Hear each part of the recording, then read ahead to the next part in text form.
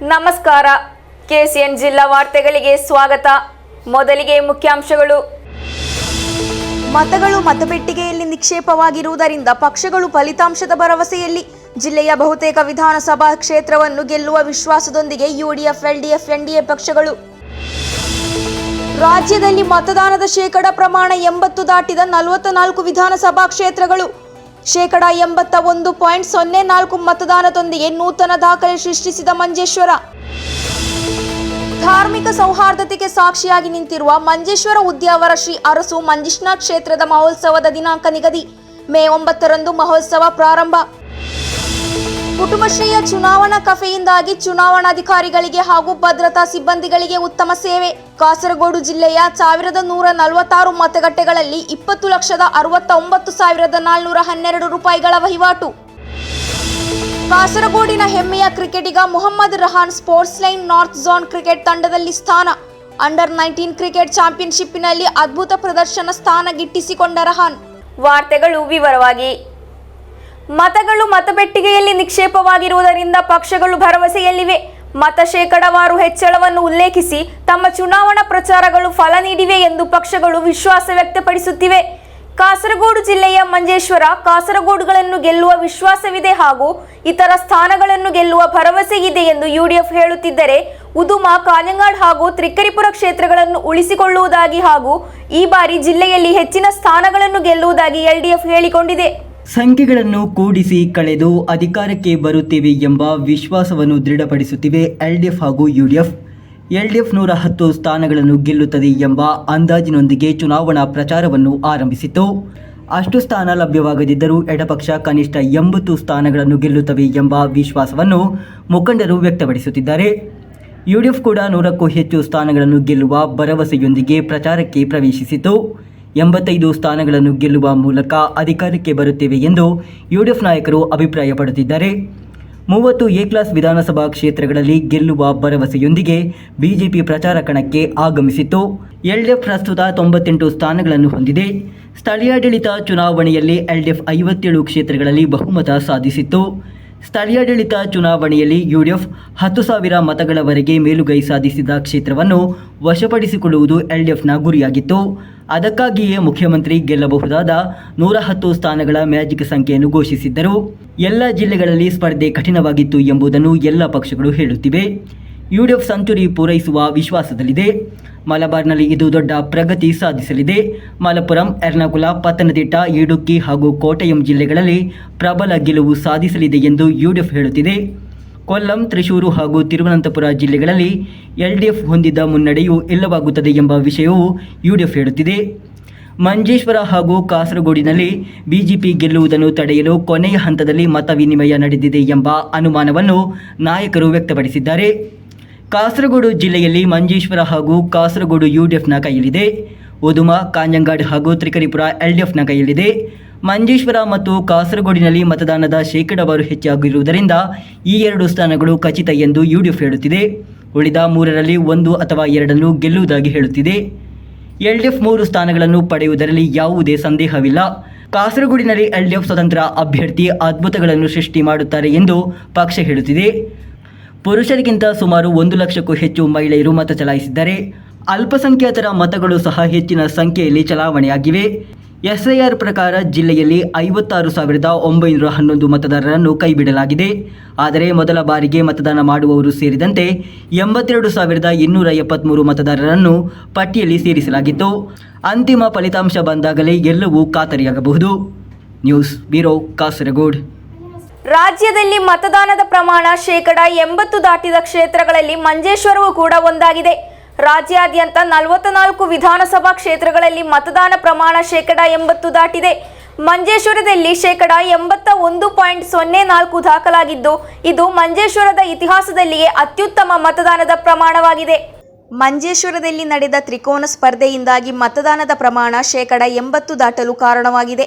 ಪ್ರಬಲ ತ್ರಿಕೋನ ಸ್ಪರ್ಧೆ ಇದ್ದ ನೇಮಂ ಹಾಗೂ ಪಾಲಕ್ಕಾಡಿನಲ್ಲಿಯೂ ಮತದಾನದ ಪ್ರಮಾಣ ಶೇಕಡ 80ಕ್ಕಿಂತ ಹೆಚ್ಚಾಗಿದೆ. ಈ ಕ್ಷೇತ್ರಗಳನ್ನು ಒಳಗೊಂಡಂತೆ ರಾಜ್ಯದಲ್ಲಿ ಶೇಕಡ 80ರಷ್ಟು ಮತದಾನ 44 ಕ್ಷೇತ್ರಗಳಲ್ಲಿ ನಡೆದಿದೆ. ಇದರಲ್ಲಿ ಕೋಝಿಕೋಡ್ ಜಿಲ್ಲೆ ಮುಂಚೂಣಿಯಲ್ಲಿದೆ. ಇಲ್ಲಿನ 10 ಸ್ಥಳಗಳಲ್ಲಿ ಶೇಕಡ 80ಕ್ಕಿಂತ ಹೆಚ್ಚಿನ ಮತದಾನವಾಗಿದೆ. ಕುಂದಮಂಗಲಂ ಅತಿ ಹೆಚ್ಚು ಮತದಾನದ ಶೇಕಡಾವಾರು ಹೊಂದಿದೆ. ಇಲ್ಲಿ ಮತದಾನದ ಪ್ರಮಾಣ 84.83%ರಷ್ಟಿದೆ. ಇಲ್ಲಿಯವರೆಗಿನ ಅಂಕಿಅಂಶಗಳ ಪ್ರಕಾರ ಇಡುಕ್ಕಿ, ಕೊಲ್ಲಂ, ಕೋಟ್ಟಯಂ, ಪತ್ತನಂತಿಟ್ಟ ಹಾಗೂ ತ್ರಿಶೂರ್ ಜಿಲ್ಲೆಗಳಲ್ಲಿ ಯಾವುದೇ ಕ್ಷೇತ್ರದಲ್ಲಿ ಮತದಾನದ ಪ್ರಮಾಣ 80% ತಲುಪಲಿಲ್ಲ ಎಂಬುದು ಗಮನಾರ್ಹ. ಮಂಜೇಶ್ವರದಲ್ಲಿ ಮತದಾನದ ಪ್ರಮಾಣ 81.04 ಆಗಿದೆ. ಇದು ಮಂಜೇಶ್ವರದ ಇತಿಹಾಸದಲ್ಲಿ ಅತಿ ಹೆಚ್ಚು ಮತದಾನದ ಶೇಕಡಾವಾರು ಆಗಿದೆ. ಚುನಾವಣಾ ಆಯೋಗದ ಪ್ರಕಾರ ಕಾಸರಗೋಡು ಜಿಲ್ಲೆ ಒಟ್ಟು 78.67 ಮತಗಳನ್ನು ದಾಖಲಿಸಿದರೆ ಮಂಜೇಶ್ವರ 81.04 ಮತಗಳೊಂದಿಗೆ ಜಿಲ್ಲೆಯಲ್ಲಿ ಮೊದಲ ಸ್ಥಾನದಲ್ಲಿದೆ. ಸಾಮಾನ್ಯವಾಗಿ ಸಂಜೆ 6 ಗಂಟೆಗೆ ಮುಗಿಯಬೇಕಿದ್ದ ಮತದಾನ ಪ್ರಕ್ರಿಯೆಯನ್ನು ಮಂಜೇಶ್ವರದ ಇತಿಹಾಸದಲ್ಲಿ ಮೊದಲ ಬಾರಿಗೆ ರಾತ್ರಿ 8:15ರವರೆಗೆ ವಿಸ್ತರಿಸಲಾಗಿದೆ. ಹೊಸಬೆಟ್ಟು, ಕಡಪುರ, ವರ್ಕಾಡಿ, ಬಾಕ್ರಬೈಲು, ಕುಂಜತೂರು, ತೂಮಿನಾಡು ಭಾಗದ ಬೂತುಗಳು ಸಂಜೆಯ ಬಳಿಕವೂ ಮತದಾರ ಸಂಖ್ಯೆಯಲ್ಲಿ ಕಡಿಮೆಯೇನೂ ಆಗಲಿಲ್ಲ. 6 ಗಂಟೆಯ ಮೊದಲು ಸಾಲಿನಲ್ಲಿದ್ದ ಎಲ್ಲರಿಗೂ ಮತದಾನ ಮಾಡಲು ಅವಕಾಶ ನೀಡಲಾಗಿದ್ದು, ಸುಮಾರು 13 ಗಂಟೆಗಳ ಕಾಲ ನಿರಂತರವಾಗಿ ಮತದಾನ ನಡೆದಿದೆ. ಮಂಜೇಶ್ವರ ಕ್ಷೇತ್ರದಲ್ಲಿ ಹಿಂದಿನ ಚುನಾವಣೆಗಳಲ್ಲಿ ನಡೆದ ಮತದಾನದ ಪ್ರಮಾಣವು ಈ ಬಾರಿಯ ಚುನಾವಣೆಯಲ್ಲಿ ಮೀರಿದೆ. 2012ರಲ್ಲಿ 75.21% ಮತದಾನವಾಗಿದ್ದರೆ 2016ರಲ್ಲಿ ಬಿಜೆಪಿ ಕೇವಲ 89 ಮತಗಳಿಂದ ಸೋತಾಗ 76.33% ಮತದಾನವಾಗಿತ್ತು ಹಾಗೂ 2021ರಲ್ಲಿ 77.77% ಮತದಾನವಾಗಿತ್ತು. ಆದರೆ ಈ ಬಾರಿ ಅದು 81ಕ್ಕಿಂತ ಹೆಚ್ಚು ತಲುಪಿದ್ದು ರಾಜಕೀಯ ಕೇಂದ್ರಗಳನ್ನು ಅಚ್ಚರಿಗೊಳಿಸಿದೆ. ಹೆಚ್ಚಿನ ಮತದಾನವು ಕ್ಷೇತ್ರದಲ್ಲಿನ ಬದಲಾವಣೆಯ ಸಂಕೇತವೋ ಅಥವಾ ಹಾಲಿ ಪ್ರತಿನಿಧಿಗೆ ಜನಬೆಂಬಲದ ಸಂಕೇತವೋ ಎಂಬುದರ ಕುರಿತು ರಾಜಕೀಯ ವಲಯಗಳಲ್ಲಿ ಸಕ್ರಿಯ ಚರ್ಚೆ ನಡೆಯುತ್ತಿದೆ. ಗಡಿ ಕ್ಷೇತ್ರವಾದ ಮಂಜೇಶ್ವರದಲ್ಲಿ ಈ ಮತದಾನ ದಾಖಲೆಯು ಅಭ್ಯರ್ಥಿಗಳ ಎದೆಬಡಿತವನ್ನು ಹೆಚ್ಚಿಸಿದೆ. ಮಂಜೇಶ್ವರ ಯಾರನ್ನು ಬೆಂಬಲಿಸುತ್ತದೆ ಎಂದು ತಿಳಿಯಲು ಫಲಿತಾಂಶ ಘೋಷಣೆಯ ದಿನದವರೆಗೆ ಕಾಯಬೇಕಾಗುತ್ತದೆ. News bureau, Kasaragod. ಕಳೆದ ಸುಮಾರು 800 ವರ್ಷಗಳಿಂದ ಧಾರ್ಮಿಕ ಸೌಹಾರ್ದತೆಗೆ ಸಾಕ್ಷಿಯಾಗಿ ನಿಂತಿರುವ ಮಂಜೇಶ್ವರ ಉದ್ಯಾವರ ಶ್ರೀ ಅರಸು ಮಂಜೀಶ್ವರ ಕ್ಷೇತ್ರದ ಮಹೋತ್ಸವದ ದಿನಾಂಕ ನಿಗದಿ ಸಮಾರಂಭವು ಶ್ರದ್ಧಾಭಕ್ತಿಯಿಂದ ನಡೆಯಿತು. ಉದ್ಯಾವರ 1000 ಜಮಾಅತ್ ಸದಸ್ಯರು ಹಾಗೂ ದೇವಸ್ಥಾನದ ಬ್ರಹ್ಮಸಭೆ ಎಡಬಲ ಕುಳಿತು ಸಮಾರಂಭದ ದಿನಾಂಕವನ್ನು ನಿಗದಿಪಡಿಸಿದರು.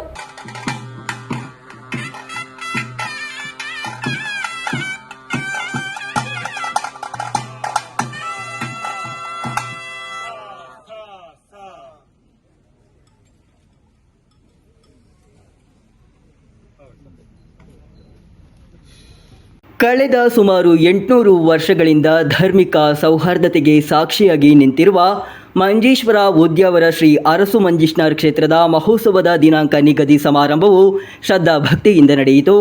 ಕುದಿಕಳ ಎಂಬ ಹೆಸರಿನಲ್ಲಿ ಸಂಪ್ರದಾಯದ ಪ್ರಕಾರ ನಡೆಯುವ ಸಮಾರಂಭದಲ್ಲಿ ಮುಸ್ಲಿಂ ಸಮುದಾಯದ ವ್ಯಾಪಾರಿಯೊಬ್ಬರಿಂದ ದೈವಪಾತ್ರಿಗಳೇ ವೀಳ್ಯದೆಲೆ ಹಾಗೂ ಅಡಿಕೆ ಖರೀದಿಸುವುದು ಸಮಾರಂಭದ ವಿಶೇಷತೆಯಾಗಿದೆ. ದಕ್ಷಿಣ ಕನ್ನಡ ಜಿಲ್ಲೆಯ ಕೆಲವೊಂದೆಡೆ ದೇವಸ್ಥಾನ ಅಥವಾ ಕ್ಷೇತ್ರದ ಮಹೋತ್ಸವಕ್ಕೆ ಮುಸಲ್ಮಾನರು ವ್ಯಾಪಾರ ನಡೆಸಬಾರದೆಂಬ ಒತ್ತಡದ ಮಧ್ಯೆ ಮತ ಸೌಹಾರ್ದತೆಗೆ ಇನ್ನಷ್ಟು ಮೆರುಗು ನೀಡುವ ಉದ್ಯಾವರ ಅರಸು ದೈವಗಳ ಮಹೋತ್ಸವದ ಸಂಪ್ರದಾಯಗಳು ಇತರರಿಗೆ ಮಾದರಿಯಾಗುತ್ತದೆ.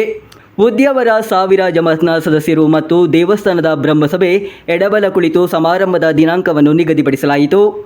ಉದ್ಯಾವರ ಶ್ರೀ ಅರಸು ಮಂಜೀಶ್ವರ ಕ್ಷೇತ್ರದ ಮಹೋತ್ಸವವು ಕಾಸರಗೋಡು ಹಾಗೂ ದಕ್ಷಿಣ ಕನ್ನಡ ಜಿಲ್ಲೆಯಲ್ಲೇ ಧಾರ್ಮಿಕ ಸೌಹಾರ್ದತೆಯ ಸಂದೇಶವನ್ನು ಸಾರುವ ಹಬ್ಬಗಳಲ್ಲೊಂದಾಗಿದೆ. ಮಹೋತ್ಸವಕ್ಕೆ ಸಮೃದ್ಧಿ ಹಾಗೂ ಐಶ್ವರ್ಯವನ್ನು ತಂದೊಡ್ಡುವ ಅಣ್ಣ ತಮ್ಮ ದೈವಗಳು ಇಲ್ಲಿ ನೆಲೆಸಿದ್ದಾರೆ. ಹಬ್ಬದ ವಿಶೇಷ ಆಚರಣೆಗಳಲ್ಲೊಂದಾದ ಉತ್ಸವದ ದಿನ ನಿಶ್ವಯದ ಕುದಿಕುಳ ಎಂಬ ಹೆಸರಿನಲ್ಲಿ ಕರೆಯಲಾಗುವ ಈ ಸಮಾರಂಭವು ಶ್ರದ್ಧಾಭಕ್ತಿಯ ವಾತಾವರಣದಲ್ಲಿ ನಡೆಯಿತು. ದೈವಪಾತ್ರಿಗಳು ಉತ್ಸವಕ್ಕೆ ಅನುಮತಿ ಪಡೆದು ಉತ್ಸವದ ದಿನಾಂಕವನ್ನು ಘೋಷಿಸಿದರು. ಸಂಪ್ರದಾಯದಂತೆ ತೆಂಗಿನಕಾಯಿ, ವೀಳ್ಯದೆಲೆ ಮಾರಾಟವೂ ನಡೆಯಿತು. ದೈವಪಾತ್ರಿಗಳು, ಗುರಿಕಾರರು ವೀಳ್ಯದೆಲೆ ಮಾರಾಟ ಮಾಡಲು ನಿಯೋಜಿಸಲ್ಪಟ್ಟ ಮುಸ್ಲಿಂ ಸಮುದಾಯದ ವ್ಯಕ್ತಿ ಟಿ.ಎಸ್. ಸೈಯದ್ ಅವರಿಂದ ವೀಳ್ಯದೆಲೆ ಹಾಗೂ ಅಡಿಕೆಯನ್ನು ಖರೀದಿಸಿದರು. ವಿಷು ನಂತರ ಮೊದಲ ಶುಕ್ರವಾರದಂದು ಮಸೀದಿಗೆ ತೆರಳಿ ಜಮಾಅತ್ ಸದಸ್ಯರನ್ನು ಉತ್ಸವಕ್ಕೆ ಆಹ್ವಾನಿಸಲು ತೀರ್ಮಾನಿಸಲಾಯಿತು. ಮೇ 9ರಂದು ಧ್ವಜಾರೋಹಣ, 11 ಹಾಗೂ 12ರಂದು ಬಂಡಿ ಉತ್ಸವ ನಡೆಯಲಿದೆ. ಸಂಜೀವ ಶೆಟ್ಟಿ, ಕಿರಣ್ ಶೆಟ್ಟಿ, ತಿಮ್ಮ ಭಂಡಾರಿ, ಉಮೇಶ್ ಪೂಮಣ್ಣು ಹಾಗೂ ವಿವಿಧ ಸಮಾಜದ ಮುಖಂಡರು ನೇತೃತ್ವ ನೀಡಿದರು. Abdul Rehman Udyavar, news bureau, Manjeshwar. ವಿಧಾನಸಭಾ ಚುನಾವಣೆಯ ಭರಾಟೆಯ ನಡುವೆಯೂ ಕುಟುಂಬಶ್ರೀಯ ಚುನಾವಣಾ ಕಫೆ ಚುನಾವಣಾಧಿಕಾರಿಗಳಿಗೆ ಹಾಗೂ ಭದ್ರತಾ ಸಿಬ್ಬಂದಿಗಳಿಗೆ ನಿರಾಳತೆಯನ್ನುಂಟು ಮಾಡಿದೆ. ಕಾಸರಗೋಡು ಜಿಲ್ಲೆಯ 1146 ಮತಗಟ್ಟೆಗಳಲ್ಲಿ ಹಾಗೂ ಸಂಗ್ರಹ ವಿತರಣಾ ಕೇಂದ್ರಗಳಲ್ಲಿ ಆಹಾರ ವಿತರಣೆಯ ಮೂಲಕ ಕುಟುಂಬಶ್ರೀ ಜಿಲ್ಲಾ ಮಿಷನ್ 20,69,412 ರೂಪಾಯಿಗಳ ವಹಿವಾಟು ಸಾಧಿಸಿದೆ. ನಿಖರವಾದ ಯೋಜನೆಯೊಂದಿಗೆ ನಡೆಸಲಾದ ಈ ಬೃಹತ್ ಮಿಷನ್ ಜಿಲ್ಲೆಯಲ್ಲಿ ಮಹಿಳಾ ಗುಂಪಿನ ಶಕ್ತಿಯನ್ನು ಮತ್ತೊಮ್ಮೆ ಸಾಬೀತುಪಡಿಸಿದೆ. ಚುನಾವಣಾ ದಿನಾಂಕ ಘೋಷಣೆಯಾದ ತಕ್ಷಣವೇ ಜಿಲ್ಲಾ ಮಿಷನ್ ವ್ಯಾಪಕ ಸಿದ್ಧತೆಗಳನ್ನು ಆರಂಭಿಸಿತು. ಆಹಾರ ವಿತರಣೆಗಾಗಿ ಜಿಲ್ಲಾದ್ಯಂತ 324 ಕಫೆ ಘಟಕಗಳನ್ನು ಸ್ಥಾಪಿಸಲಾಗಿತ್ತು. ಅಧಿಕಾರಿಗಳಿಗೆ ಅಗತ್ಯವಿರುವ ಉಪಹಾರ, ಮಧ್ಯಾಹ್ನದ ಊಟ ಹಾಗೂ ತಿಂಡಿಗಳನ್ನು ಯಾವುದೇ ಅಡೆತಡೆಗಳಿಲ್ಲದೆ ಪ್ರತಿ ಬೂತಿಗೆ ಸಮಯಕ್ಕೆ ಸರಿಯಾಗಿ ತಲುಪಿಸಲು ವಿಶೇಷ ವ್ಯವಸ್ಥೆಯನ್ನು ಮಾಡಲಾಗಿತ್ತು. ಚುನಾವಣಾ ಆಯೋಗದ ಸೂಚನೆಯಂತೆ ಕುಟುಂಬಶ್ರೀಯ ಕೆಲಸವು ಸಂಪೂರ್ಣವಾಗಿ ಹಸಿರು ಸಂಹಿತೆಯ ಮೂಲಕ ನಡೆಯಿತು. ಪ್ಲಾಸ್ಟಿಕ್ ಕವರ್ಗಳನ್ನು ಬಳಸದೆ ಪರಿಸರ ಸ್ನೇಹಿ ರೀತಿಯಲ್ಲಿ ಆಹಾರವನ್ನು ಬಡಿಸಿ ಪ್ಯಾಕ್ ಮಾಡಿರುವುದು ಗಮನಾರ್ಹವಾಗಿತ್ತು. ದೊಡ್ಡ ಪ್ರಮಾಣದ ತ್ಯಾಜ್ಯ ಉತ್ಪಾದನೆಯನ್ನು ತಪ್ಪಿಸಲು ಇದರಿಂದ ಸಾಧ್ಯವಾಯಿತು. ಮತದಾನ ಸಾಮಗ್ರಿಗಳನ್ನು ವಿತರಿಸುವ ಕೇಂದ್ರಗಳಲ್ಲಿ ಮತದಾನದ ಬಳಿಕ ಅವುಗಳನ್ನು ಹಿಂತಿರುಗಿಸುವ 2 ಮುಖ್ಯ ಸಂಗ್ರಹಣಾ ಕೇಂದ್ರಗಳಲ್ಲಿ ಕುಟುಂಬಶ್ರೀ ಕಾರ್ಯಕರ್ತರು ಸಕ್ರಿಯವಾಗಿ ಕಾರ್ಯನಿರ್ವಹಿಸಿದರು. 16,000 ಜನರಿಗೆ ಪೌಷ್ಟಿಕ ಆಹಾರವನ್ನು ಖಚಿತಪಡಿಸಿಕೊಳ್ಳಲು 324 ಕಫೆ ಘಟಕಗಳ ಸದಸ್ಯರು ಹಗಲು ರಾತ್ರಿ ಶ್ರಮಪಟ್ಟು ಕೆಲಸ ಮಾಡುವ ಮೂಲಕ ಸಮಾಜಕ್ಕೆ ಮಾದರಿಯಾದರು. ಈ ಕಠಿಣ ಪರಿಶ್ರಮದ ಮೂಲಕ ಸಾಧಿಸಲಾದ ಬೃಹತ್ ವಹಿವಾಟು ಜಿಲ್ಲಾ ಮಿಷನ್ ಯೂನಿಟ್ ಸದಸ್ಯರಿಗೆ ಹೊಸ ಉತ್ಸಾಹವನ್ನು ನೀಡಿದೆ. ಕಡಿಮೆ ಅವಧಿಯಲ್ಲಿ ದೊಡ್ಡ ಜಾಲವನ್ನು ಸಮನ್ವಯಗೊಳಿಸಲು ಸಾಧ್ಯವಾಯಿತು ಎಂಬುದು ಕುಟುಂಬಶ್ರೀಯ ಸಂಘಟನಾ ಶ್ರೇಷ್ಠತೆಗೆ ಸಾಕ್ಷಿಯಾಗಿದೆ. News bureau, Kasaragod. ಕಾಸರಗೋಡಿನ ಹೆಮ್ಮೆಯ ಕ್ರಿಕೆಟಿಗ Mohammed Rahan Sports Line North Zone cricket ತಂಡದಲ್ಲಿ ಸ್ಥಾನ ಪಡೆದಿದ್ದಾರೆ. ಅಂಡರ್-19 ಕ್ರಿಕೆಟ್ ಚಾಂಪಿಯನ್ಶಿಪ್ನಲ್ಲಿ ಬ್ಯಾಟಿಂಗ್ ಹಾಗೂ ಬೌಲಿಂಗ್ ಎರಡರಲ್ಲೂ ಅದ್ಭುತ ಪ್ರದರ್ಶನ ನೀಡಿದ ಬಳಿಕ ರಹಾನ್ ನಾರ್ತ್ ಝೋನ್ ಕ್ರಿಕೆಟ್ ತಂಡದಲ್ಲಿ ಸ್ಥಾನ ಪಡೆದಿದ್ದಾರೆ. ಕಾಸರಗೋಡಿನ ಕ್ರಿಕೆಟ್ ಕನಸುಗಳನ್ನು ನನಸಾಗಿಸಲು Mohammed Rehan Sports Line North Zone cricket ತಂಡದಲ್ಲಿ ಸ್ಥಾನ ಗಿಟ್ಟಿಸಿಕೊಂಡರು. ಹಿಂದಿನ ಪಂದ್ಯಗಳಲ್ಲಿ ರೆಹಾನ್ ಅವರ ಆಲ್ರೌಂಡ್ ಪ್ರದರ್ಶನವು ನಾರ್ತ್ ಝೋನ್ ಕ್ರಿಕೆಟ್ ತಂಡಕ್ಕೆ ಸೇರ್ಪಡೆಗೊಳ್ಳಲು ಬಾಗಿಲು ತೆರೆಯಿತು. ರೆಹಾನ್ ಅಂಡರ್-19 ಕ್ರಿಕೆಟ್ ಚಾಂಪಿಯನ್ಶಿಪ್ನಲ್ಲಿ ಬ್ಯಾಟಿಂಗ್ ಹಾಗೂ ಬೌಲಿಂಗ್ ಎರಡರಲ್ಲೂ ಅದ್ಭುತ ಪ್ರದರ್ಶನ ನೀಡಿದರು. ಕಳೆದ ವರ್ಷ ಕಣ್ಣೂರು ವಿರುದ್ಧ ಶತಕ ಬಾರಿಸಿದ ರಹಾನ್ ಈ ಬಾರಿ ಕಣ್ಣೂರು ವಿರುದ್ಧ 5 ಬೃಹತ್ ಸಿಕ್ಸರ್ಗಳು ಹಾಗೂ 8 ಬೌಂಡರಿಗಳು ಸೇರಿ 84 ರನ್ ಗಳಿಸಿದರು. ರಹಾನ್ ತಮ್ಮ ಬೌಲಿಂಗ್ನಿಂದ ಇಡೀ ಟೂರ್ನಿಯಲ್ಲಿ 12 ವಿಕೆಟ್ಗಳನ್ನು ಕಬಳಿಸಿದರು. ಮಲಪ್ಪುರಂ, ಕೋಳಿಕೋಡ್, ವಯನಾಡ್ ವಿರುದ್ಧ ರಹಾನ್ ಉತ್ತಮ ಆಲ್ರೌಂಡ್ ಪ್ರದರ್ಶನ ನೀಡಿದರು. ಏಪ್ರಿಲ್ 8ರಂದು ಕಾಸರಗೋಡಿನ ಮಾನ್ಯ ಕೆಸಿಎ ಕ್ರೀಡಾಂಗಣದಲ್ಲಿ ನಡೆದ ಅಂಡರ್-23 ಅಭ್ಯಾಸ ಪಂದ್ಯದಲ್ಲಿ ರಹಾನ್ 101 ಎಸೆತಗಳಲ್ಲಿ 151 ರನ್ ಗಳಿಸಿದರು. ಇದು ರಹಾನ್ ಅವರ ಈ ಸೀಸನಿನ 5ನೇ ಶತಕವಾಗಿದೆ. ರಹಾನ್ ಅವರ 151 ರನ್ಗಳ ಬೃಹತ್ ಸ್ಕೋರ್ನಲ್ಲಿ 15 ಬೌಂಡರಿಗಳು ಹಾಗೂ 8 ಸಿಕ್ಸರ್ಗಳಿಂದ ಕೂಡಿತ್ತು. ರಹಾನ್ ಜೊತೆಗೆ ಅವರ ತಂಡದ ಸಹ ಆಟಗಾರ ಮೊಹಮ್ಮದ್ ಫಜಲ್ ಕೈಜ್ ಕೂಡ ನಾರ್ತ್ ಝೋನ್ ತಂಡದಲ್ಲಿ ಸ್ಥಾನ ಪಡೆದಿದ್ದಾರೆ. ಇತ್ತೀಚಿನ ದಿನಗಳಲ್ಲಿ ಕಾಸರಗೋಡು ಕ್ರಿಕೆಟ್ನಲ್ಲಿ ರಹಾನ್ ಸ್ಪೋರ್ಟ್ಸ್ ಲೈನ್ ಅತ್ಯುತ್ತಮ ಪ್ರತಿಭೆಯಾಗಿ ಮೂಡಿಬಂದಿದ್ದಾರೆ. ರಹಾನ್ ಅವರ ವಿಶೇಷತೆಯೆಂದರೆ ಅವರು ಆಡುವ ಪ್ರತಿಯೊಂದು ಪಂದ್ಯದಲ್ಲೂ ತಮ್ಮ ಫಾರ್ಮ್ ಅನ್ನು ಕಾಯ್ದುಕೊಳ್ಳಬಲ್ಲರು. ಮಾಜಿ ಕ್ರಿಕೆಟಿಗ ಹಾಗೂ ಸ್ಪೋರ್ಟ್ಸ್ ಲೈನ್ ಟ್ರೋಫಿ ಮಾಲ್ನ ಮಾಲೀಕರಾದ ನಾಚು ಸ್ಪೋರ್ಟ್ಸ್ ಲೈನ್ ಹಾಗೂ ಐಷತ್ ಫಾಮೀನಾ ಅವರ ಮಗನೇ ರಹಾನ್. ತಂದೆಯ ತರಬೇತಿ ಹಾಗೂ ಸೂಚನೆಗಳು, ಕಠಿಣ ಪರಿಶ್ರಮವು ರಹಾನ್ ಅವರನ್ನು ಕ್ರಿಕೆಟ್ ಮೈದಾನದಲ್ಲಿ ಬಲಿಷ್ಠಗೊಳಿಸಿದೆ. ರಹಾನ್ ಅವರ ಪ್ರತಿಯೊಂದು ಮೈದಾನದಲ್ಲೂ ಸರ್ವತೋಮುಖ ಪ್ರದರ್ಶನಗಳು ರೋಮಾಂಚನವನ್ನು ನೀಡುತ್ತವೆ. ಉತ್ತರ ವಲಯ ಕ್ರಿಕೆಟ್ ತಂಡದಲ್ಲಿ ಸ್ಥಾನ ಪಡೆದ ರಹಾನ್ ಹಾಗೂ ತಂಡದಲ್ಲಿ ಸ್ಥಾನ ಪಡೆದ ಅವರ ತಂಡದ ಸಹ ಆಟಗಾರ ಮೊಹಮ್ಮದ್ ಫಜಲ್ ಕೈಜ್ ಅವರನ್ನು ಕಾಸರಗೋಡು ಕ್ರಿಕೆಟ್ ಅಸೋಸಿಯೇಷನ್ ಅಭಿನಂದಿಸಿ ಶುಭ ಹಾರೈಸಿತ್ತು. News bureau, Kasaragod. ವಿಧಾನಸಭಾ ಚುನಾವಣೆಯಲ್ಲಿ ಈ ಬಾರಿ ಕಾಸರಗೋಡು ಜಿಲ್ಲೆಯಲ್ಲಿ ಮತದಾನದ ಶೇಕಡಾವಾರು ಹೆಚ್ಚಳವಾಗಿದೆ. ಜಿಲ್ಲೆಯ ಮತದಾರರ ಮತದಾನವು 79.12% ರಾಜ್ಯದ ಮತದಾರರ ಮತದಾನ 78.27 ಆಗಿತ್ತು. ರಾಜ್ಯದಲ್ಲಿ ಮತದಾನದ ಪ್ರಮಾಣ 90% ತಲುಪಲಿದೆ ಎಂದು ಮುಖ್ಯ ಚುನಾವಣಾಧಿಕಾರಿ ರತನ್ ಕೇಳ್ಕರ್ ಮಾಧ್ಯಮಗಳಿಗೆ ತಿಳಿಸಿದ್ದರು. ಆದರೆ ಮತದಾನ ಮುಗಿದಾಗ ಕೇರಳದಲ್ಲಿ 78.27% ಮತದಾನ ದಾಖಲಾಗಿದೆ. 2021ರ ವಿಧಾನಸಭಾ ಚುನಾವಣೆಯಲ್ಲಿ ಕಾಸರಗೋಡು ಜಿಲ್ಲೆಯಲ್ಲಿ ಮತದಾನದ ಪ್ರಮಾಣ 76.64%ವಾಗಿತ್ತು. 2024ರ ಲೋಕಸಭಾ ಚುನಾವಣೆಯಲ್ಲಿ 74.97%ವಾಗಿತ್ತು. 2025ರ ಸ್ಥಳೀಯಾಡಳಿತ ಚುನಾವಣೆಯಲ್ಲಿ 74.89%ವಾಗಿತ್ತು. ಈ ವರ್ಷದ ಮತದಾನದ ಪ್ರಮಾಣ ಇವೆಲ್ಲವನ್ನು ಮೀರಿಸಿದೆ. ಜಿಲ್ಲೆಯ 5 ಕ್ಷೇತ್ರಗಳಲ್ಲಿ ಮತದಾನದ ಶೇಕಡಾವಾರು ಹೆಚ್ಚಳ ಕಂಡುಬಂದಿದೆ. ಮಂಜೇಶ್ವರ ಕ್ಷೇತ್ರದಲ್ಲಿ ಮತದಾನ ನಿಧಾನಗತಿಯಲ್ಲಿ ಆರಂಭವಾಯಿತು.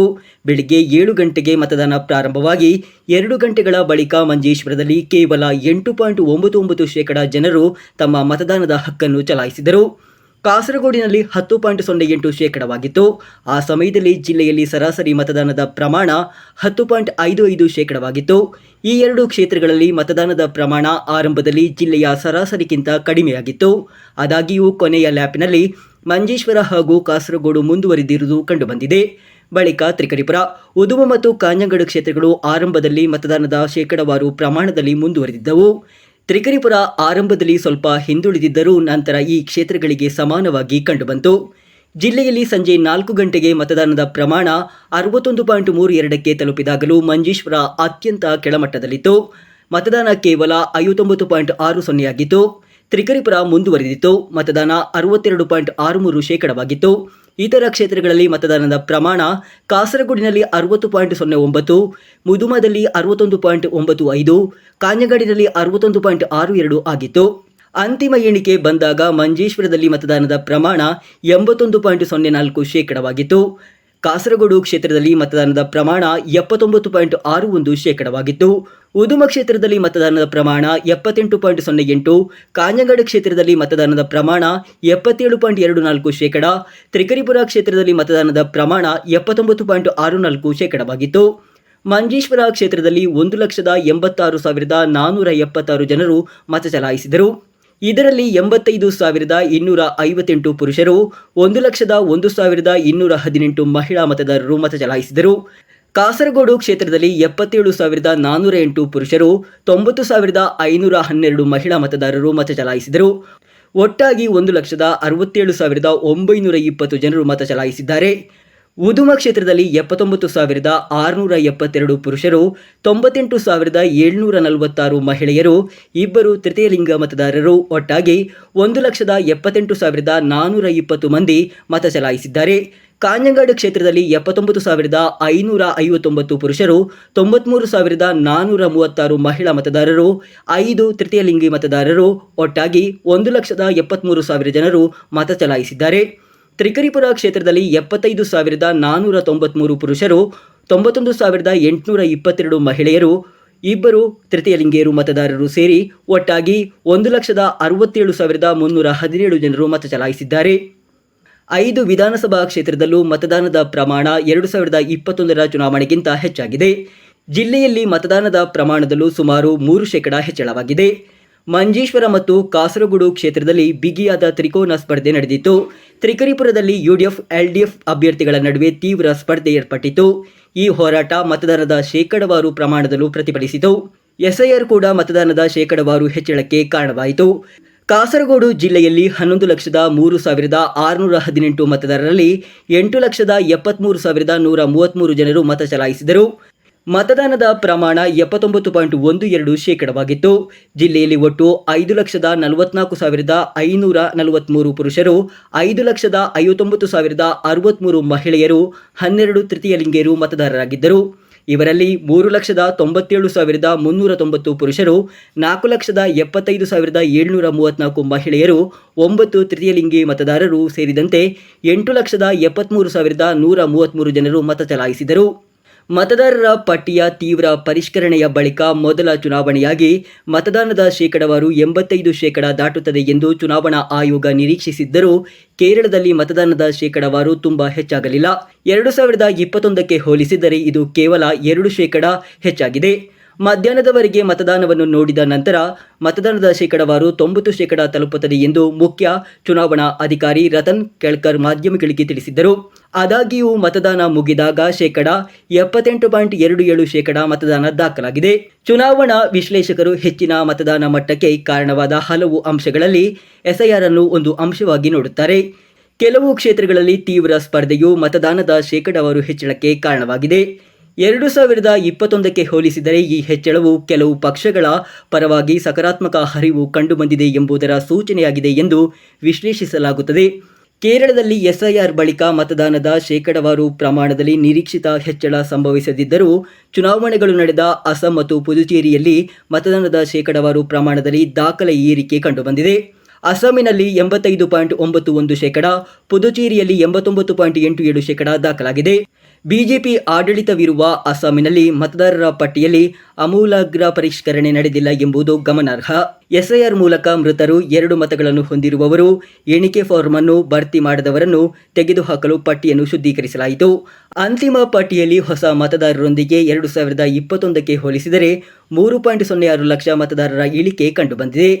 ಗುರುವಾರ ಬೆಳಿಗ್ಗೆ ಮತಗಟ್ಟೆಗಳಿಗೆ ಮತದಾರರ ಒಳಹರಿವು ಮತ್ತು ಮೊದಲ ಗಂಟೆಗಳಲ್ಲಿ ಹೆಚ್ಚುತ್ತಿರುವ ಮತದಾನದ ಪ್ರಮಾಣ ಆರಂಭದ ಭರವಸೆಯನ್ನು ನೀಡಿತ್ತು. ಆದಾಗ್ಯೂ ಹೆಚ್ಚಿನ ಜಿಲ್ಲೆಗಳಲ್ಲಿ ಮಧ್ಯಾಹ್ನದ ನಂತರದ ಹರಿವು ಸಾಮಾನ್ಯವಾಗಿತ್ತು. ಕಳೆದ ವಿಧಾನಸಭಾ ಚುನಾವಣೆಗಳಲ್ಲಿನ ಮತಗಳಿಗೆ ಹೋಲಿಸಿದರೆ ಎಸ್ಐಆರ್ ನಂತರ ನಗರ ಮತಗಳಲ್ಲಿ ಭಾರೀ ಕುಸಿತ ಕಂಡುಬಂದಿದೆ. ಎಸ್ಐಆರ್ ಬಂದ ಬಳಿಕ ಕೈಬಿಡಲಾದ ಮತಗಳನ್ನು ಸೇರಿಸಲು ರಾಜಕೀಯ ಪಕ್ಷಗಳು ಸ್ವತಃ ಹಳ್ಳಿಗಳಲ್ಲಿ ಉಪಕ್ರಮಗಳನ್ನು ತೆಗೆದುಕೊಂಡರೂ ನಗರಗಳಲ್ಲಿನ ಪಕ್ಷಗಳು ಅದರ ಬಗ್ಗೆ ಗಮನ ಹರಿಸಲಿಲ್ಲ. ನಗರಗಳಲ್ಲಿ ಅನೇಕ ಜನರು ಮತದಾರರ ಚೀಟಿ ಪಡೆಯದಿದ್ದಾಗ ತಮ್ಮ ಬಳಿ ಮತಗಳಿಲ್ಲ ಎಂಬುದು ಅರಿತುಕೊಂಡರು ಎಂಬುದು ಸತ್ಯ. ಎರ್ನಾಕುಲಂನಲ್ಲಿ ಎಸ್ಐಆರ್ ಬಂದ ಬಳಿಕ ಮತಗಳಲ್ಲಿ ಭಾರೀ ಕುಸಿತ ಕಂಡುಬಂದಿದೆ ಎಂಬ ಅಂಶದಿಂದಲೂ ಇದು ದೃಢೀಕರಿಸಲ್ಪಟ್ಟಿದೆ. News bureau, Kasaragod.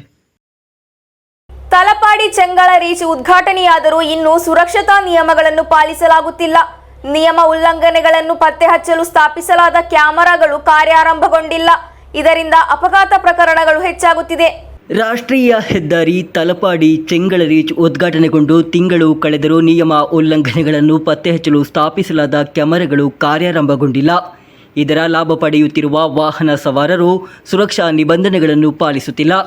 ರಾಷ್ಟ್ರೀಯ ಹೆದ್ದಾರಿಯ ನಾನಾ ಭಾಗಗಳಲ್ಲಿ ವಾಹನವನ್ನು ಅವೈಜ್ಞಾನಿಕವಾಗಿ ನಿಲುಗಡೆಗೊಳಿಸಲಾಗುತ್ತಿದೆ. ಜೊತೆಗೆ ನಾಗರಿಕರು ಕೂಡ ಹೆದ್ದಾರಿಯಲ್ಲಿ ಅತಿನಿತ ಓಡಾಡುತ್ತಿದ್ದು ಅಪಾಯವನ್ನು ಆಹ್ವಾನಿಸುತ್ತಿದ್ದಾರೆ.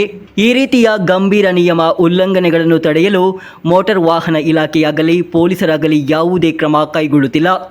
ಹೆದ್ದಾರಿಯಲ್ಲಿ ಪೊಲೀಸರಾಗಲಿ ಪೆಟ್ರೋಲಿಂಗ್ ತಂಡವಾಗಲಿ ನಿರಂತರ ಸಕ್ರಿಯವಾಗದಿರುವುದು ನಿಯಮ ಉಲ್ಲಂಘನೆಗೆ ಕಾರಣ ಎನ್ನುವ ಆರೋಪ ಕೇಳಿಬರುತ್ತಿದೆ. ರಾಷ್ಟ್ರೀಯ ಹೆದ್ದಾರಿಯ ಬದಿಯಲ್ಲಿ ವಾಹನವನ್ನು ಅವೈಜ್ಞಾನಿಕ ರೀತಿಯಲ್ಲಿ ನಿಲುಗಡೆಗೊಳಿಸಲಾಗುತ್ತಿದೆ. ಕಳೆದ ವಾರ ಬಂದ್ಯೋಡು ಹೆದ್ದಾರಿಯಲ್ಲಿ ನಿಲುಗಡೆಗೊಳಿಸಿದ ತರಕಾರಿ ಲಾರಿ ಹಿಂಭಾಗಕ್ಕೆ ಬೈಕ್ ಡಿಕ್ಕಿ ಹೊಡೆದು ಯುವಕ ಮೃತಪಟ್ಟ ಘಟನೆ ನಡೆದಿತ್ತು. ಇದೇ ರೀತಿ ಹಲವು ಅಪಘಾತಗಳು ಸಂಭವಿಸಿವೆ. ಹೆದ್ದಾರಿಯಲ್ಲಿ 2 ಚಕ್ರ ವಾಹನವನ್ನು 3 ಚಕ್ರ ವಾಹನಗಳನ್ನು ನಿರ್ಬಂಧಿಸಿದ್ದರೂ ಇವುಗಳು ನಿರಂತರವಾಗಿ ಸಂಚರಿಸುತ್ತಿವೆ. ಇದು ಅಪಘಾತಕ್ಕೆ ಕಾರಣವಾಗುತ್ತಿದೆ. ಈ ಬಗ್ಗೆ ಹೆದ್ದಾರಿ ಅಧಿಕಾರಿಗಳಿಗೆ ಮನವಿ ಸಲ್ಲಿಸಿದರೂ ಯಾವುದೇ ಕ್ರಮ ಕೈಗೊಂಡಿಲ್ಲ. ಹೆದ್ದಾರಿಯಲ್ಲಿ ಹೆಚ್ಚಾಗುತ್ತಿರುವ ವಾಹನ ಅಪಘಾತಗಳನ್ನು ತಡೆಗಟ್ಟಲು ಹೆದ್ದಾರಿ ಇಲಾಖೆ ಸುರಕ್ಷಾ ಕ್ರಮಗಳನ್ನು ಅಳವಡಿಸಿಕೊಳ್ಳಬೇಕೆಂದು ನಾಗರಿಕರು ಆಗ್ರಹಿಸಿದ್ದಾರೆ. News bureau, Kasaragod. ಪೇರಳತ್ತು ವಾಯಲ್ ಅರಯಲ್ ಅಡಿಯಲ್ಲಿ ಬರುವ ಚಾಮುಂಡಿಯಮ್ಮ ವಿಷ್ಣುಮೂರ್ತಿ ದೇವಸ್ಥಾನದ ಪುನರ್ ಪ್ರತಿಷ್ಠಾ ಬ್ರಹ್ಮಕಲಶೋತ್ಸವ ಕಳಿಯಾಟ ಮಹೋತ್ಸವದ ಅಂಗವಾಗಿ ಹಸಿರು ಹೊರೆ ಕಾಣಿಕೆ ಘೋಷಯಾತ್ರೆ ನಡೆಯಿತು. ಪುಲ್ಲೂರು ವಿಷ್ಣುಮೂರ್ತಿ ದೇವಸ್ಥಾನದಿಂದ ಆರಂಭವಾದ ಹಸಿರು ಹೊರೆ ಕಾಣಿಕೆ ಘೋಷಯಾತ್ರೆಯಲ್ಲಿ ಹಲವು ಭಕ್ತರು ಪಾಲ್ಗೊಂಡಿದ್ದರು. ಪೆರಾಳತ್ನ ವಯಲ್ ಅರೆಯಲ್ ಕೀಳ್ ಚಾಮುಂಡಿಯಮ್ಮನವರ ವಿಷ್ಣುಮೂರ್ತಿ ದೇವಸ್ಥಾನದ ಪುನರ್ ಪ್ರತಿಷ್ಠಾ ಬ್ರಹ್ಮಕಲಶ ಕಳಿಯಾಟ ಮಹೋತ್ಸವದ ಅಂಗವಾಗಿ ಹಸಿರು ಹೊರೆ ಕಾಣಿಕೆ ನಡೆಯಿತು. ಪುಲ್ಲೂರು ವಿಷ್ಣುಮೂರ್ತಿ ದೇವಸ್ಥಾನದಿಂದ ಆರಂಭವಾದ ಘೋಷಯಾತ್ರೆಯಲ್ಲಿ ಮುತ್ತುಕೊಡೆ, ಸಂಗೀತ ವಾದ್ಯಗಳು, ಹಣ್ಣುಗಳು ಹಾಗೂ ಅಮೂಲ್ಯವಾದ ಧಾನ್ಯ ಸಂಗ್ರಹಗಳೊಂದಿಗೆ ಪೆರಳತ್ತಿನ ವಯಲ್ ಚಾಮುಂಡಿಯಮ್ಮ ವಿಷ್ಣುಮೂರ್ತಿ ದೇವಸ್ಥಾನವನ್ನು ತಲುಪಿತು. ಬಳಿಕ ದೇವಸ್ಥಾನದ ಕಚೇರಿಯ ಉದ್ಘಾಟನೆಯನ್ನು ಕೆವಿ ಕೃಷ್ಣನ್ ಆಟೋಡ್ ನೆರವೇರಿಸಿದರು. ಪಿಪಿ ಜನಾರ್ದನನ್ ನಾಯರ್, ಪಿಪಿ ಮೋಹನ್ ದಾಸ್, ಸರಸನ್ ಪೇರಾಳಂ, ಬಾಲಗೋಪಾಲನ್ ಪೇರಾಳಂ, ಹರೀಶ್ ಅನವಾದುಕ್ಕಲ್, ಸಿಪಿ ಉನ್ನಿಕೃಷ್ಣನ್, ರಾಮಚಂದ್ರನ್ ವಡಕಿನಿ, ಪಿ ರಂಜಿತ್, ಮಧು ವಡಕಿನೀಲ್, ವಿ ಸಜಿತಾ, ಶೀಬಾಟಿ ನೇತೃತ್ವ ವಹಿಸಿದ್ದರು. ಬಳಿಕ ವಿವಿಧ ಪೂಜೆಗಳು ನಡೆದವು. ರಾತ್ರಿ ನಡೆದ ಸಾಂಸ್ಕೃತಿಕ ಕೂಟದಲ್ಲಿ ಪ್ರಮುಖ ಪ್ರಭಾಷಕ ಮುನೀರ್ ಹುದವಿ ವಿಳಾಯಿಲ್ ಮಲಪ್ಪುರಂ ಸಾಂಸ್ಕೃತಿಕ ಉಪನ್ಯಾಸ ನೀಡಿದರು. ಆಚರಣಾ ಸಮಿತಿ ಅಧ್ಯಕ್ಷ ಪಿಪಿ ಜನಾರ್ದನನ್ ನಾಯರ್ ಅಧ್ಯಕ್ಷತೆ ವಹಿಸಿದ್ದರು. ಪುಲ್ಲೂರು ಪೆರಿಯ ಪಂಚಾಯಿತಿ ಅಧ್ಯಕ್ಷೆ ಡಾಕ್ಟರ್ ಸಿ.ಕೆ. ಸಬಿತಾ, ಅಜನೂರು ಪಂಚಾಯಿತಿ ಅಧ್ಯಕ್ಷೆ ವಿವಿ ತುಳಸಿ, ಶೀಬಾ, ಸಜಿದಾ, ಟಿ ಹರೀಶ್ ಹಾಗೂ ಗಲ್ಫ್ ಸಮಿತಿಯ ಪ್ರತಿನಿಧಿಗಳು ಶುಭ ಹಾರೈಸಿದರು. ಪಿ ಮೋಹನ್ ದಾಸ್ ಸ್ವಾಗತಿಸಿ ಪಿ ಬಾಲಗೋಪಾಲನ್ ಧನ್ಯವಾದವಿತ್ತರು. ಏಪ್ರಿಲ್ 10ರಿಂದ 13ರವರೆಗೆ ದೇವಸ್ಥಾನದಲ್ಲಿ ಬ್ರಹ್ಮಕಲಶ ಕಲಿಯಾಟ ಉತ್ಸವ ನಡೆಯಲಿದೆ. News bureau, Kasaragod. ಕೊನೆಗೆ ಮತ್ತೊಮ್ಮೆ ಮುಖ್ಯಾಂಶಗಳು. ಮತಗಳು ಮತಪೆಟ್ಟಿಗೆಯಲ್ಲಿ ನಿಕ್ಷೇಪವಾಗಿರುವುದರಿಂದ ಪಕ್ಷಗಳು ಫಲಿತಾಂಶದ ಭರವಸೆಯಲ್ಲಿ. ಜಿಲ್ಲೆಯ ಬಹುತೇಕ ವಿಧಾನಸಭಾ ಕ್ಷೇತ್ರವನ್ನು ಗೆಲ್ಲುವ ವಿಶ್ವಾಸದೊಂದಿಗೆ ಯುಡಿಎಫ್, ಎಲ್ಡಿಎಫ್, ಎನ್ಡಿಎ ಪಕ್ಷಗಳು. ರಾಜ್ಯದಲ್ಲಿ ಮತದಾನದ ಶೇಕಡ ಪ್ರಮಾಣ 80 ದಾಟಿದ 44 ವಿಧಾನಸಭಾ ಕ್ಷೇತ್ರಗಳು. 81.04 ಮತದಾನದೊಂದಿಗೆ ನೂತನ ದಾಖಲೆ ಸೃಷ್ಟಿಸಿದ ಮಂಜೇಶ್ವರ. ಧಾರ್ಮಿಕ ಸೌಹಾರ್ದತೆಗೆ ಸಾಕ್ಷಿಯಾಗಿ ನಿಂತಿರುವ ಮಂಜೇಶ್ವರ ಉದ್ಯಾವರ ಶ್ರೀ ಅರಸು ಮಂಜುನಾಥ ಕ್ಷೇತ್ರದ ಮಹೋತ್ಸವದ ದಿನಾಂಕ ನಿಗದಿ. ಮೇ 9ರಂದು ಮಹೋತ್ಸವ ಪ್ರಾರಂಭ. ಕುಟುಂಬಶ್ರೀಯ ಚುನಾವಣಾ ಕಫೆಯಿಂದಾಗಿ ಚುನಾವಣಾಧಿಕಾರಿಗಳಿಗೆ ಹಾಗೂ ಭದ್ರತಾ ಸಿಬ್ಬಂದಿಗಳಿಗೆ ಉತ್ತಮ ಸೇವೆ. ಕಾಸರಗೋಡು ಜಿಲ್ಲೆಯ 1146 ಮತಗಟ್ಟೆಗಳಲ್ಲಿ 20,69,412 ರೂಪಾಯಿಗಳ ವಹಿವಾಟು. ಕಾಸರಗೋಡಿನ ಹೆಮ್ಮೆಯ ಕ್ರಿಕೆಟಿಗ Mohammed Rahan Sports Line North Zone cricket ತಂಡದಲ್ಲಿ ಸ್ಥಾನ. ಅಂಡರ್ 19 ಕ್ರಿಕೆಟ್ ಚಾಂಪಿಯನ್ಶಿಪ್ನಲ್ಲಿ ಅದ್ಭುತ ಪ್ರದರ್ಶನ ಸ್ಥಾನ ಗಿಟ್ಟಿಸಿಕೊಂಡ ರಹಾನ್. ಇಂದಿನ ವಾರ್ತಾ ಸಂಚಿಕೆ ಇಲ್ಲಿಗೆ ಮುಕ್ತಾಯವಾಯಿತು. ಮುಂದಿನ ವಾರ್ತಾ ಸಂಚಿಕೆಯೊಂದಿಗೆ ಮತ್ತೆ ಭೇಟಿಯಾಗೋಣ. ವಂದನೆಗಳು.